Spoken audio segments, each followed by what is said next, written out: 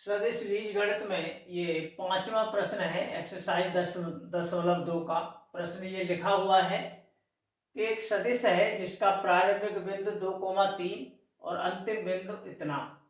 इस सदिश के अदिश एवं सदिश घटक ज्ञात कीजिए। तो ये बिंदु दो हैं, दो बिंदु दिए हैं किसी वेक्टर के, पहला और लास्ट बिंदु दिया है। तो पहले बिंदु को ए लिखे देते हैं 2,1 तथा बी, दूसरे बिंदु को बी अपनी तरफ से लिख दिया है 5,7। ये तो दिया हुआ है। तो हमें निकालना है इनको मिलाने वाला वेक्टर ए बी हो गया। ए बी पर तीर का निशान लगा दिया, इसे पढ़ेंगे वेक्टर ए बी। ये बराबर क्या हुआ करता है, अंतिम बिंदु बी का स्थित सदिश, इसको लिखेंगे ओ बी से, माइनस पहले बिंदु का स्थित सदिश ओ ए। ये तो रहे स्थित सदिश के पदों में दो बिंदुओं को मिलाने वाले वेक्टर का मान। अब स्थित सदिश होता क्या है, निर्देशांक ज्ञात होने पर, जैसे ओ बी के निर्देशांक ज्ञात है तो इसी में आई जे और के तब लगाते हैं जब तीसरा निर्देशांक भी होता। तो तीसरा है नहीं तो यहाँ लिखेंगे चिन्ह यही रहेंगे निर्देशांकों के, -5i, ये प्लस का होगा 7j, और तीसरा निर्देशांक और होता कोई तो उतने के और लिख देते उसी चिन्ह में माइनस। अब ओए लिखेंगे, ओए का मतलब ए बिंदु के जो निर्देशांक हैं उनमें आई जे और के है नहीं तो आई और जे का ही गुणा करेंगे चिन्ह सहित, 2i हो गया प्लस, ये प्लस का हो गया 1j, 1j, या खाली जे लिख सकते हैं। तो ये खोल दे चिन्ह, -5i प्लस के 7j माइनस के 2i और माइनस का j, 1j।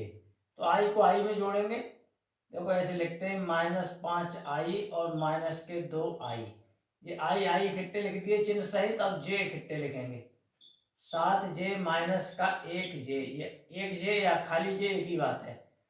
तो देखो ये माइनस के 5i और माइनस के 2i, माइनस के 7i हो गई, और 7j में से 1j घटेगा तो 6j बचेंगे।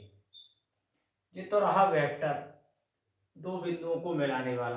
पूछा है इस वेक्टर के अदिश और सदिश घटक। ये तो हमने वेक्टर निकाला, ए भी वेक्टर है, ये वेक्टर पूछा नहीं है और वेक्टर निकाल दिया। तो पूछा है कि इनको मिलाने से जो वेक्टर बना, जो एक सदिश है जिसके प्रारंभिक और अंतिम बिंदु दिए थे, तो वो सदिश हमें मिल गया।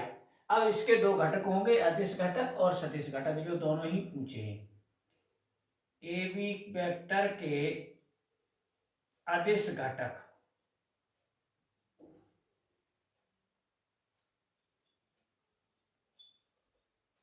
बराबर, ये जो i और j के जो गुणांक हैं वही इनके अदिश घटक हैं, -7,6।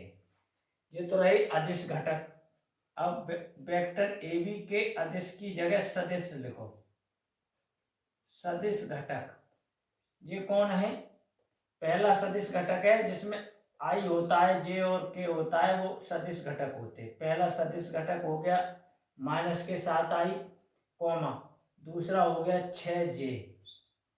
तो ये वेक्टर है ए बी, और इसके ये अदिश घटक हैं जिनके i और j के जो गुणांक होते हैं वो अदिश घटक होते हैं, और i j के सहित जो मान होता है वेक्टर का, जो हिस्सा होता है इस सदिश का, जो पार्ट्स हैं वो सदिश घटक कहलाते हैं। इस तरह से ये प्रश्न नंबर 5 पूरा हुआ। धन्यवाद।